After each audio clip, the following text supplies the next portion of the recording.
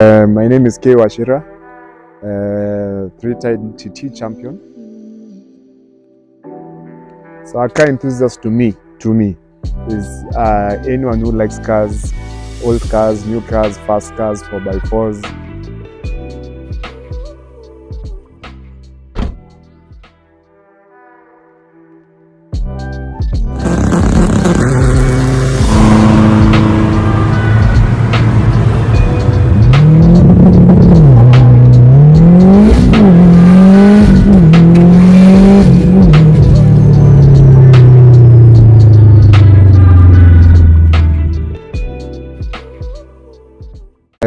My name is K. Washira, three-time TT champion, business owner, JDM Auto Garage, event organizer, motoring events across Kenya. These are what you guys know as the TT events, and a group called Club TT Events. DJ, and so much more. So a car enthusiast to me is anyone who likes cars, old cars, new cars, fast cars, 4x4s. I mean, we're all one community, and you don't need to own the car, but as long as you just care about cars, you love cars, then you're a car enthusiast to me.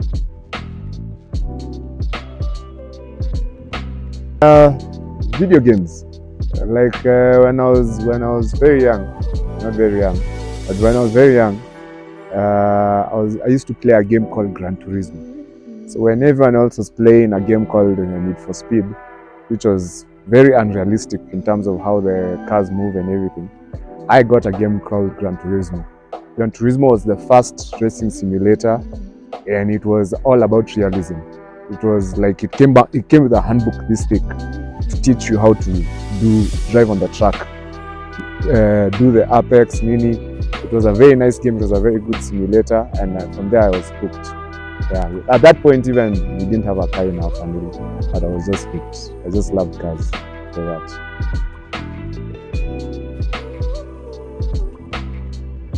So I've been racing since I learned how to drive. No. Like I learned how to drive. Yeah, then I started racing. So what happened is, Facebook is what got us into everything. Because before that, like me, when you had a Subaru, the only other place you'd find other like-minded people was during a safari rally event. That's the only other time where other Subaru heads would just wake up and we all drive to like one destination, somewhere in Kajiado, in Naivasha, where the rallies used to happen, and then that's where we'd all meet and get to know each other. But then when we'd leave, we'd not hang out again until now the next rally. But now when Facebook came, it allowed guys of the same passion, of the same interest to hang out with each other, i.e. Now guys with street Subarus, we had a group called Legends, which was all about guys with these performance cars, just discussing and just vibing about this type of cars. And through that group, now we became friends. Most of the people in that group actually became my almost lifelong friends. I've been friends with them for the longest time now, close to 15 years, just because of that group. I'm in business with some of these guys just because of that group. Yeah, so we used to do these things, these Subaru things, hang out, many. Yeah, and then once in a while we used to like compete in a safe environment.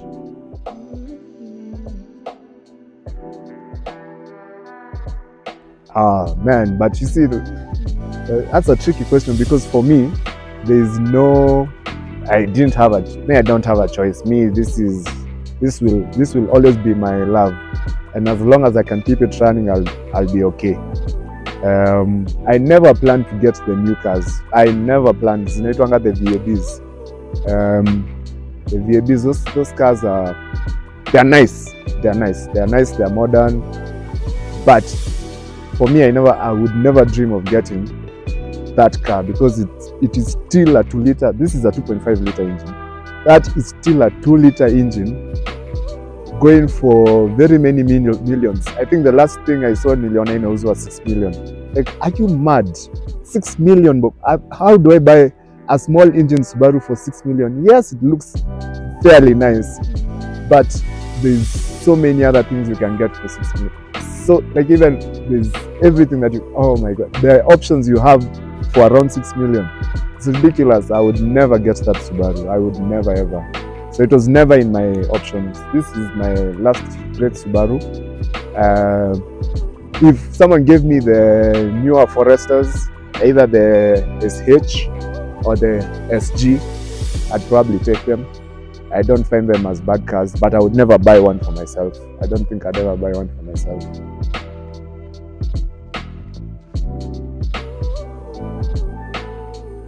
Like, they have become the future. Like I said, you will never convince me to buy a Forester over a Q5 or a Mazda over a Touareg. It will never happen. They are almost, or it will never happen. I will always choose. If once you look at the two cars and you see what is being offered, it is obvious. You should just go for German. The JDMs are heavily overpriced, or you don't get your money's worth.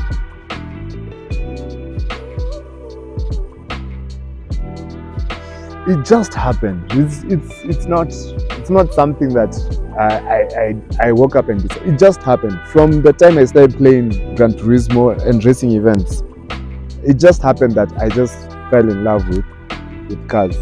I'm telling you, I fell in love with cars even before we owned a car. Like, I was just in love with cars.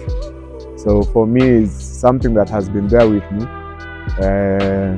I'm lucky that I got to now I work with cars for a living, so I'm lucky.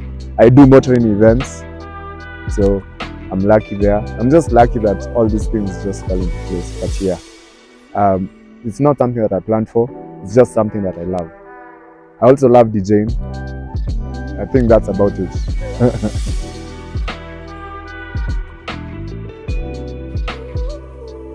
So my car is a 1994 station wagon. It started life as a 1994 STI wagon. Only 500 were ever built. Then that one got old. It got really old, so I had to refresh it. So we ended up with now this one that is here. Yeah, and it's been a journey with this car. It's a 1994 STI wagon, but heavily modified. Very few things belong to it. Didn't come like this at all. Very few things. I think maybe the steering wheel is stock. The wipers are stock. Even the windscreen washers are not stock. Well, there's nothing else here that is stock. Hey, actually, there's nothing that is stock. Even the grill. Oh man, okay, yeah. But yeah, it's been a journey. It's heavily modified. It is currently the fastest Subaru in East Africa, verified. Currently the fastest manual car in Kenya, verified. Currently, let's say I have 10 records with it as it stands. It's a 3-time TT champion. It has won, get this, it has won a hill climb event. Hill climb is about driving up a twisty road. So it has won a hill climb event, which means it's capable of being driven on corners. It has won a track event at a track called TGRV on your way to Naivasha in Maimahiu, and it was won a drag event. So this is not many people can say that they've done all this. You can, because people build a car that can only win a drag event, or people build a car that can only win a track event. And this one has done everything, and it's done it on a limited budget. My tires are skinny. my competitors have tires that are this thick. Mine are this thick. Mine are 225s, and other people have 265s. I think there's someone with 285. And me, I work with what I get. This is what I have, and I'm happy with it. And it's been a nice long journey. If you want me to talk about the mods, I can take you down. So the engine is a fully built engine from a company called IAG. It's one of the best Subaru engine builders in the world. The turbo is one of the best in the world. It's called a Garrett. I'm sure you've all heard of it. So I have a Garrett turbo, IAG engine, and everything. They're called company mods. Everything to make it work, injectors, everything just to make it work, to give it fuel, to give it air. I have all that. The gearbox and the uko chini kote is from an N10 STI, from an N10 STI, and then I'm really summarizing it. There's a lot I can maybe after this I can send you a list, and then maybe you can post it down for girls to see. But it's a lot. It's a lot. Yeah, for it to be the fastest in East Africa it's a lot, but it's not too much. It's just enough. So that is a very debatable question, because I have three ways of doing it. I have the first one. Let's start from the highest to the lowest. So I have the lowest is the one I give to everyone, or I give to people in our circles that cannot be disputed. Like, if I give you that figure, you cannot come and say, okay, you're lying. You cannot dispute it. So I give them the lowest figure, which is 500 horsepower. That is the lowest figure I can give out. Now, in the Subaru community, there are some things that if your car can do, like if your car can finish the quarter mile in 200 kilometers, which I have done, 200 kilometers per hour, which I have done, then that one is making over 600 horsepower in the Subaru community. And now, that one is the actual performance, you get? That is the actual performance at the time. And these people who are coming up with these stats, the guys who tell you, if your car can do 200 kilometers per hour in the quarter mile, then you're doing around 550 wheel, which is like 600 and something horsepower. So that is the middle ground. Then, if you have to consider, there's another figure that if you take that figure that I've given you for 600 horsepower, and you consider that I'm doing 600 horsepower at 5,800 feet. That's the altitude in Nairobi, and altitude really kills performance for any sports car, especially if they need air, they need air density. So at this altitude, performance is being affected. There's a way to do the compensation. So once you do the compensations for 640, 650 horsepower, which is what I'd be making, which is what the middle ground was, then I end up closer to 700 horsepower.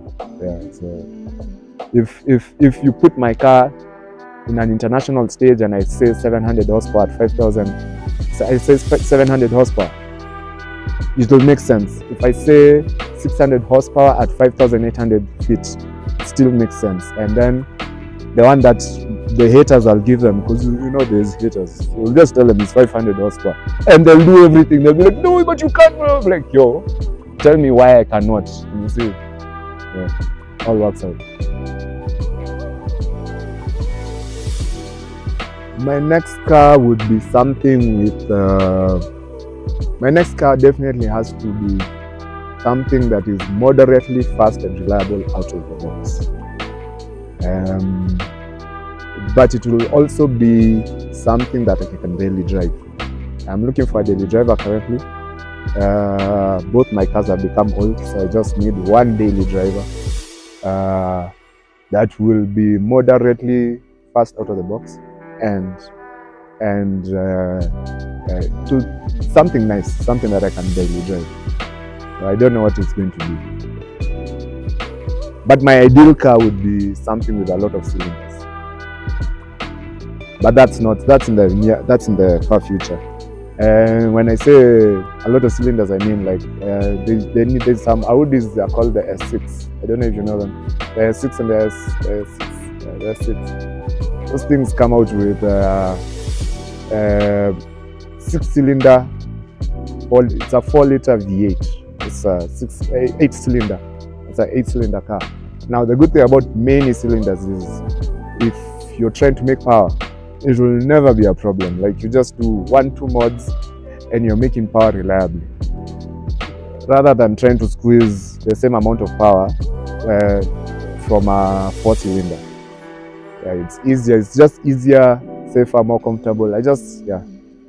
So maybe along those lines. We should not also forget that we need some form of control. When I started making power, I opted to go for semi-slick tires, which is what I'm rocking right now. So I'm rocking, they're called Toyo tires R888s. They are one of the best tires in the world in terms of grip and like street action. Like if you're not a full-blown racer, but you still just want that level of grip and advanced level of grip, this is what you need. And then this is my rims. These are the rims that I have on this car. I love these rims. Well, they are very some people love them. Some people like me swear by them. People say they are fake, they are not originals, which is true. They are not originals, but they are very well built replicas. They are not counterfeit, they are replicas. This is a real company that looks at another rim and then just makes it cheap in a cheaper way. So I have no issues with them. They're called XXRs, and they have a lot of swag. If you look at my car from different angles, and you'll see exactly what I'm talking about. So yeah, this is tires new. Now brakes. I don't know if you've seen this. I have some very big, huge brakes hidden under there. This one's there are 6 spots. They help you stop more times than the next person. Like if I'm going on a track, I can do more laps before my brakes start failing, as opposed to other people. Yeah, those are 6 spots. This was a modification from another car, but yeah, they work well. Yeah, it's a whole package. It works. Like anyone who's going to buy this car is getting a fully working package. They're not getting a half-assed built car. This is a buy and drive. You buy it, you take it to Zanzibar. You buy it, it will drive to anywhere you want. It will do everything you want. Yeah. If given a good offer, I think my relationship with this car is done. Yeah, I need something else. I want to try out something else. So I'm going to let go of this car. If I manage to sell it, yes. If I don't sell it, then well, someone will inherit it. I'll give it to my son, my daughter, or whoever wants to take it. Yeah, but the thing I'm trying to convince guys, because everyone is telling me to dismantle it and sell it as parts. And you know, the reason why I'm against that is because, I mean, it's very rare, very, very, very, very rare that you get a performance car that has been put together and it is actually fast and everything works together properly. You get there's always people saying my car is unfinished, or it's a project car, or one more thing, nini. This one is done. To me, it's done. You can only add more things if you want, but for me, this one as is done. And you see, if you try and say, okay, fine, you know what, for the price it's asking, I might as well just buy a stock one and then just like make it together. Then that means you're exposing yourself to everything that I went through, all the issues that I went through. I went through so many issues. Kuna vitu unajua ile unafundishwa tu yani na ulimwengu. You put a car together, then something doesn't fit, then you have to fabricate it. Then you put this one and then something doesn't fit also. The car, there's something called breaking in. I don't know if you know that. Like when you buy a car, you have to drive it slowly for 3,000 km. And then now you hope that the first time you start driving it hard, it doesn't fall apart, because these things happen more often than you think. Like you just put together your car, you start driving it, boom, the engine fails. You don't know why it's failed. Maybe it's something you did wrong. And you see, now I'm trying to take that risk away from you. Like, I've already done everything. The car's been running. The car has been proven. Like, this car has been proven. Yeah? It's everything works. It's the same setup I've had since I broke the record. It's the same setup I've had. I've not changed anything. I don't change anything. I don't feel like I need to change anything. So far, the car just drives fine, goes anywhere I want. I go for road trips with it. There's an event that we usually attend called the Great Run. I go for the Great Run with it. There's another event that we do with a group called Tembe Africa. I do Tembe Africa with it. And it's a solid car. Anyone who's going to hate on it, okay, I don't know. But yeah, if you like this, I'd rather buy this that's already working than try and start trying to do it myself and go through all the heartache that I went through, learning the small things that don't fit. I feel like I want to idea someone to avoid all that. Yeah. It's not a statement that I made up. It is what happened. Then I posted it. So this car does 0 to 100 in 3.7, 0 to 60 in 3.5, 0 to 60 miles per hour. 60 miles per hour is 97 kilometers per hour. 97 kilometers per hour, yes. So yeah, this one does 0 to 60 miles per hour in 3.5 seconds. You need to understand, that is outrageously stupid for a manual car. Everything else that is doing those kinds of times is dual clutch. The ones that shift faster than you can blink. For you to do that on a manual car, it's not because my shifting is awesome. It's because the car is powerful, my friend. This is raw power. Yeah, so all my stats, even if you look at my positioning in the East African standings or anything, my positioning is there, and everyone below me is an automatic. It's a new car. It's a new automatic that puts down power efficiently. Everyone above me is just psycho. Like, everyone, there's a GTR, there's an RS7. There's like, yeah, if you're above me, you deserve to be above me. But if you're below me, you should ask yourself why you're below me.